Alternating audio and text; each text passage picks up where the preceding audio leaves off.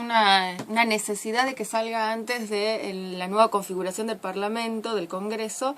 Ya cuenta con un dictamen favorable de mayoría en Senado, el dictamen de la reforma y unificación del Código Civil y Código Comercial de la Nación,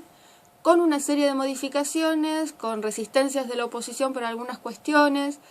con aportes o por ahí se buscó un poco frenar algunas cuestiones que generaban ciertas rispideces con algunos sectores, específicamente con la Iglesia Católica.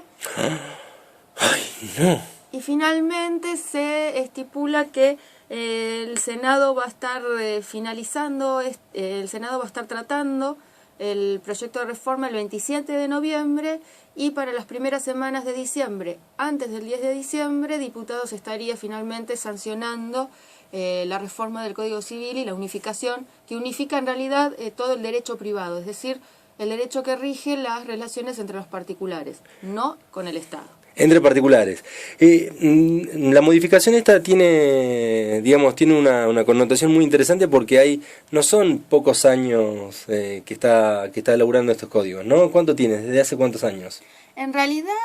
los proyectos de reformas y de unificación ya los remontamos alrededor de mediados de la década del 80, en la década del 90 también en el Congreso se presentaron varios anteproyectos de unificación y de reforma. ¿Pero se llevaron a cabo? Eran anteproyectos que quedaron justamente en eso, anteproyectos que se trabajó con distintos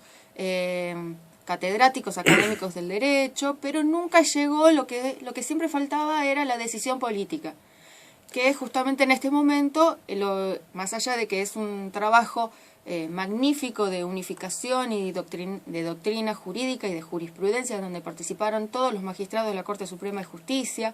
que en realidad tenemos una Corte Suprema excelente, con todos sus miembros que son verdaderas autoridades en el derecho, sino que también se ha trabajado en las distintas provincias, generando paneles de debate, en donde se fueron tomando mucho en cuenta las propuestas o críticas, pero justamente detrás estaba esta decisión de la necesidad de finalmente contar con un código actualizado. Por eso digo, tiene, ¿cuánto? 200 años de tener el código. Imaginemos, hace más de un siglo, las relaciones, cómo eran las relaciones comerciales o entre particulares en ese momento,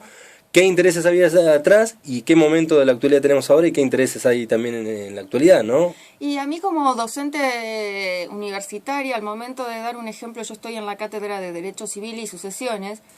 y dar muchas veces institutos que hoy por hoy ya no tienen sentido de ver o de estudiar, porque en realidad están tan enmarcados en un momento histórico, en un momento donde no había tecnología, en un momento en donde la Iglesia Católica era la que decidía la norma que se tenía que aplicar. Tratar de explicarle a un alumno de Derecho que aún se sigue teniendo vigente esa ley, que gracias a Dios por creaciones jurisprudenciales se ha ido modificando, pero en realidad era como siempre la cuenta pendiente, contar con un código que se ajuste a la realidad de la sociedad y que no sigan planteando muchas situaciones de discriminación que en realidad eran un fiel reflejo de una ideología de la época del quien redactó el Código Civil, que era Vélez Sarsfield.